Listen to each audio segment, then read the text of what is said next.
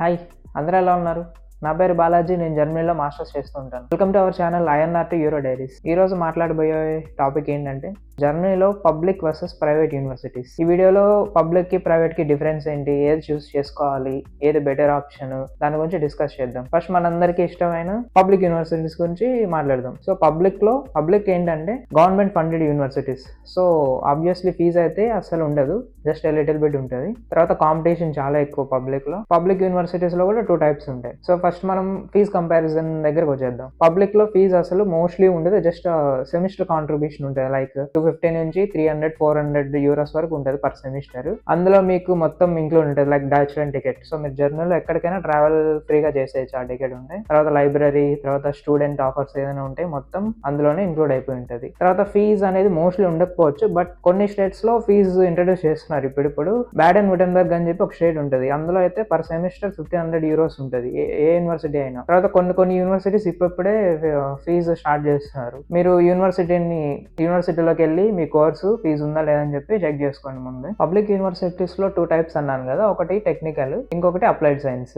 ఈ రెండింటికి డిఫరెన్స్ ఏంటంటే టెక్నికల్ వచ్చి 4 సెమిస్టర్స్ ఉంటుంది, అప్లైడ్ సైన్స్ అయితే జస్ట్ 3 సెమిస్టర్స్. ఆ టెక్నికల్ లో నీకు మొత్తం 120 ECTS వస్తాయి, అప్లైడ్ సైన్స్ లో 90 ECTS. తర్వాత టెక్నికల్ లో mostly research and theory focus అయి ఉంటుంది, అప్లైడ్ సైన్స్ లో ప్రాక్టికల్ ఉంటుంది అనమాట. సో ఈ రెండింటికి మెయిన్ డిఫరెన్స్ ఏంటంటే నువ్వు ఫ్యూచర్ లో ఏం చేద్దాం అనుకుంటే దాన్ని బట్టి ఇక్కడ డిసైడ్ అవ్వాలి. ఫర్ ఎగ్జాంపుల్ నువ్వు జాబ్ చేద్దాం అన్నావు అనుకో, అప్లైడ్ సైన్స్ బెటర్, ఎందుకంటే మోస్ట్లీ ప్రాక్టికల్ ఉంటుంది. ఇక్కడ థియరీ అసలు ఉండదు. ప్రాక్టికల్ అంటే జస్ట్ ఎగ్జామ్స్ కూడా నీకు ఏమి ఉండవు, జస్ట్ నీకు assignments, projects, presentations. So future లో నువ్వు జాబ్ ఏదైతే చేద్దాం అనుకుంటున్నావో దానికి తగ్గ స్కిల్స్ తీసుకొచ్చి ఇక్కడ సబ్జెక్ట్ లోనే ఇంక్లూడ్ చేస్తాడు అనమాట. టెక్నికల్ లో ఏంటంటే మొత్తం ఎలెక్టివ్స్ ఉంటాయి. ఎలెక్టివ్స్ సబ్జెక్ట్స్ నీ ఇష్టం, నువ్వే చూస్ చేసుకోవచ్చు. మొత్తం రీసెర్చ్ థియరీ ఉంటుంది. ఇక్కడ 120 ECTS కాబట్టి అది 4 సెమిస్టర్స్ ఉంటుంది. సో కొంచెం నువ్వు ఎక్కువ చదవాల్సి వస్తుంది. తర్వాత PhD చేసే వాళ్ళకి ఇది technical university correct university, job చేసే వాళ్ళకి అప్లైడ్ సైన్స్ అయితే బాగుంటుంది. ప్రెసెంట్ ఉన్న కాంపిటీషన్ లో ఏదొచ్చినా తీసేసుకోవాలి. నేను వచ్చి కీల్ యూనివర్సిటీ ఆఫ్ అప్లైడ్ సైన్స్ లో మాస్టర్స్ ఇన్ డేటా సైన్స్ చేస్తున్నాను. నాది అప్లైడ్ సైన్స్ కాబట్టి నా జస్ట్ 3 సెమిస్టర్స్. ఇక్కడ 3 సెమిస్టర్స్ అయినా 4 సెమిస్టర్స్ అయినా ఎవరు అంత ఈజీ కంప్లీట్ చేయలేరు. 3 సెమిస్టర్స్ అంటే పక్క 4-5 పడుతుంది, 4 సెమిస్టర్స్ అంటే 5-6 సెమిస్టర్స్ పక్క పడుతుంది మాస్టర్స్ కంప్లీట్ చేయడానికి. సో ఇదంతా పబ్లిక్ యూనివర్సిటీస్. ఇప్పుడు ప్రైవేట్కి వద్దాం.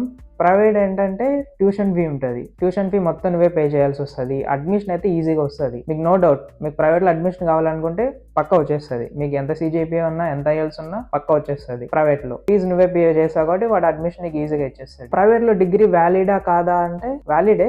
ఇక్కడ ఏంటంటే ప్రైవేట్ యూనివర్సిటీస్ ఉంటాయి, అందులో కొన్ని జర్మన్ రికగ్నైజ్డ్ ఉంటాయి, యూనివర్సిటీస్ రికగ్నైజ్డ్, బట్ డిగ్రీ ఉండదు. ఫర్ ఎగ్జాంపుల్ ఒకటి BSBI అని చెప్పి ఒక యూనివర్సిటీ ఉంది. అదేంటంటే యూనివర్సిటీ ఇక్కడ జర్మన్ గవర్నమెంట్ రికగ్నైజ్ చేసింది, కానీ డిగ్రీ కాదు. ఆ డిగ్రీ మీకు ఎలా వస్తుంది అంటే ఆ యూనివర్సిటీ వేరే country like UK, US universities లో టైప్ ఉంటుంది. సో మీరు ఇక్కడ మాస్టర్స్ చేసినా మీకు UK, US డిగ్రీ వస్తుంది అనమాట. కొన్ని ఉంటాయి, కొన్ని ప్రైవేట్ యూనివర్సిటీ ఉంటాయి, అవి అయితే జర్మన్ డిగ్రీ వస్తుంది. తర్వాత ఫీజు గురించి వస్తే ప్రైవేట్ యూనివర్సిటీస్ లో per semester 5 to 6 lakhs starting ఉంటుంది.